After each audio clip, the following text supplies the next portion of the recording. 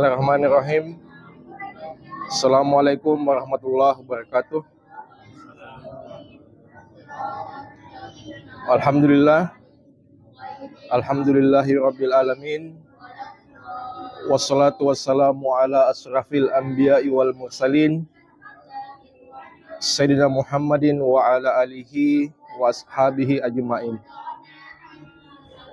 Pertama-tama puji syukur kita senantiasa panjatkan kehadirat Allah Subhanahu wa taala karena kembali kita dipertemukan di dalam salah satu majelis ilmu.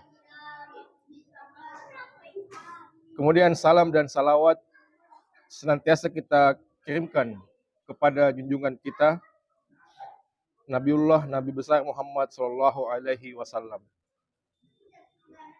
Jamaah maghrib yang dimuliakan Allah Subhanahu wa taala. Ya, pada malam hari ini mungkin saya hanya ingin sedikit melanjutkan materi saya yang terdahulu, yaitu tentang husnuzon billah atau berprasangka baik kepada Allah Subhanahu wa taala. Ya, karena kalau kita mau mengkaji atau membahas tentang husnuzon billah ini atau berprasangka baik kepada Allah ini adalah banyak materi-materi, banyak kajian-kajian yang mungkin tidak akan cukup dalam satu pertemuan. Ya, jamaah maghrib yang dimuliakan Allah Subhanahu wa taala, adapun husnuzon billah ini atau berprasangka baik kepada Allah ini, kembali kami mengingatkan bahwa ya ayyuhallazina amanu taqullaha haqqa tuqatih wa la tamutunna illa wa antum muslimun.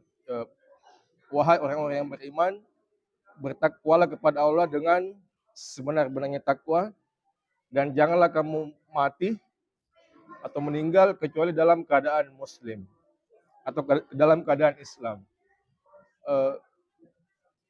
Banyak penafsiran terhadap ayat ini.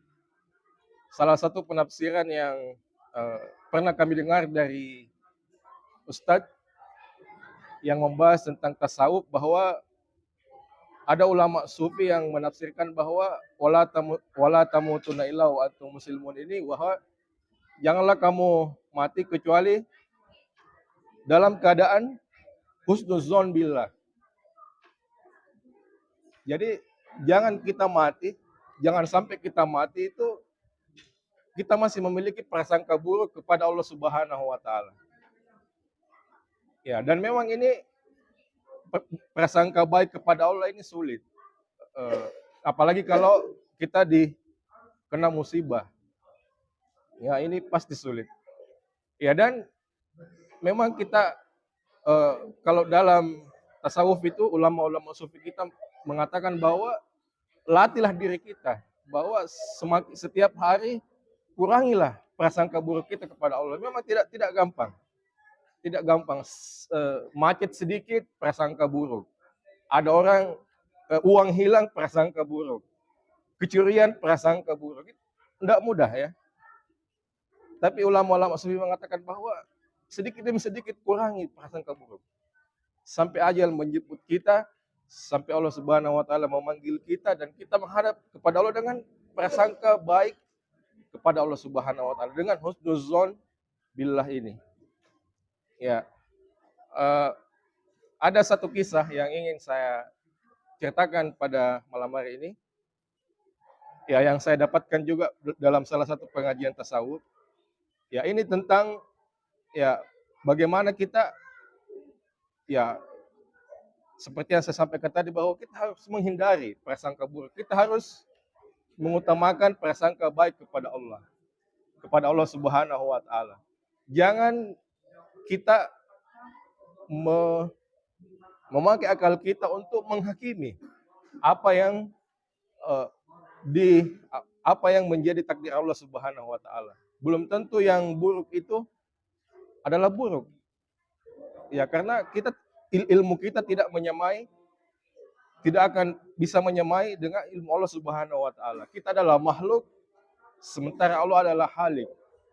Ya, tidak bisa disamakan. Jadi tidak ada hak sama sekali untuk makhluk untuk berprasangka buruk kepada Khalik. Ya, kalau dalam ilmu tasawuf ya tidak ada sama sekali hak untuk makhluk untuk berprasangka buruk kepada Khalik. Ya, ini harus kita usahakan ya. Ini harus kita istiqomahkan dalam kehidupan kita sehari. Adapun kisah yang ingin saya sampaikan ini tentang menghakimi. Jadi jangan kita mudah menghakimi. Sama juga ketika kita berprasangka buruk kepada makhluk, itu sebenarnya sama juga kita berprasangka buruk kepada Khalik. Jadi kalau kita berprasangka buruk kepada orang lain, sama juga secara tidak langsung kita berprasangka buruk kepada Allah Subhanahu wa taala. Jadi berprasangka buruk kepada orang lain ini kita juga harus hindari. Bukan hanya kepada Allah, kepada makhluknya pun kita harus hindari. Sama juga dengan menghakimi. Jangan kita mudah menghakimi orang. Karena ketika Anda menghakimi orang, sama juga Anda menghakimi penciptanya. Nah, kisah ini yang saya ingin bawakan adalah kisah tentang Nabi Musa alaihissalam. Ya, suatu ketika Allah Subhanahu wa taala ingin mengajarkan Nabi Musa alaihissalam ini untuk supaya tidak cepat menghakimi. Ya. Maka Allah Subhanahu wa taala memerintahkan malaikat Jibril untuk menghadap kepada Nabi Musa untuk menyuruh Nabi Musa melakukan sesuatu. Nah, kemudian menghadaplah malaikat Jibril kepada Nabi Musa. Kemudian malaikat Jibril mengatakan, "Wahai Musa, saya diperintahkan Allah untuk menyuruh kamu bersembunyi di sebuah pantai, di pinggir pantai. Kamu disuruh untuk sembunyi di situ. Dan jangan ada komentar. Jangan ada komentar. Pokoknya diam saja, duduk biarkan apa yang terjadi. Jangan ada komentar, jangan ada sesuatu yang kamu katakan." Nah, kemudian Nabi Musa AS mengatakan, "Ya, baiklah kalau itu perintah Allah saya akan lakukan." Nah, kemudian menunggulah Nabi Musa di pinggir pantai ini. Ya, tentu di sela-sela daun supaya tidak kelihatan karena Allah ingin memperlihatkan sesuatu kepada Nabi Musa. Kemudian tidak lama kemudian ada seorang laki-laki memakai kuda itu singgah minum di pantai itu. Saya kalau tidak salah pantai atau sungai ya. Di sungai itu mungkin sungai ya. Di sungai itu dia singgah minum, mungkin kehausan dia singgah minum. Ketika dia singgah minum, kantong uangnya itu, kalau kita mungkin kayak dompet sekarang ya. Jadi kantong yang dia pakai menyimpan uang itu terjatuh di sungai. Dia tidak sadari. Jadi dia minum, kasihkan minum, dari kudanya mungkin itu jatuh kantong uang. Jadi mengapung di sungai, tapi dia tidak sadari, dia tidak lihat. Nah, kemudian kan Nabi Musa diperintahkan diam ya, beliau tidak ingatkan, beliau tidak ini. Jadi dia beliau biarkan saja berlalu ya. Oke. Jadi pergilah laki-laki ini. Setelah dia puas minum, pergi. Nah, tertinggal kantong uangnya itu, tertinggal kantong uangnya. Tidak lama kemudian datang seorang anak kecil. Nah, anak kecil ini juga minum di tempat yang sama tadi, di tempat yang diminum oleh laki-laki tadi. Nah, pas anak kecil ini minum, kemudian anak kecil ini melihat kantong uang itu. Kemudian, wah, melihat kantong itu ya, ini belum detok bilang isinya uang. Melihat kantong itu, kemudian dia buka. Nah, ternyata isinya uang. Isinya mungkin zaman dulu dirham ya atau apa, emas. Wah, ternyata isinya emas. Dia lihat kiri kanan, tidak ada orang.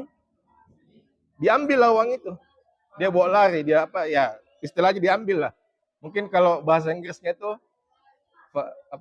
finders keeper ya, yang menemukan yang memiliki. Ya, jadi diambil lah itu uang. Kemudian tidak lama kemudian lewat seorang buta. seorang buta. Seorang buta yang berjalan memakai tongkat. Ya, mungkin karena dia sudah tahu bahwa di situ ada sungai. Nah, dia juga singgah minum di situ. Minum di situ di sungai tadi yang diminumi oleh anak kecil dan laki-laki ini. Nah, kemudian tidak lama dia minum, laki-laki yang pertama tadi yang uangnya jatuh kembali ke tempat itu karena dia baru sadar bahwa kantong uangnya jatuh. Dia kembali, dia lihat si buta ini, bapak tua ini, si buta yang buta ya, sedang minum air di situ. Kemudian dia lihat, dia cari kantong uangnya, tidak ada kantong uang di situ. Nah, kemudian dia tanya ini si buta, wahai bapak, apakah Anda melihat kantong uang di sini? Atau apakah Anda mengambil kantong uang di sini? Lalu ini si buta mengatakan, Anda tidak lihat saya ini buta. Mana saya tahu ada kantong uang di sini? Bilang Anda bohong. Siapa yang ambil itu uang? Tidak ada orang lain selain Anda. Siapa yang ambil? Lalu si buta dia mengatakan, bukan saya ini buta. Bagaimana saya mau ambil uang? Berjalan saja saya tidak lihat. Si laki-laki ini tidak sabar, tidak emosi kan begitu, tidak percaya, pasti dia yang ambil ini. Setelah berdebat, dibunuhlah si buta ini. Dibunuh si buta ini oleh laki-laki yang tadi ini. Dibunuhlah. Kemudian pergilah si laki-laki.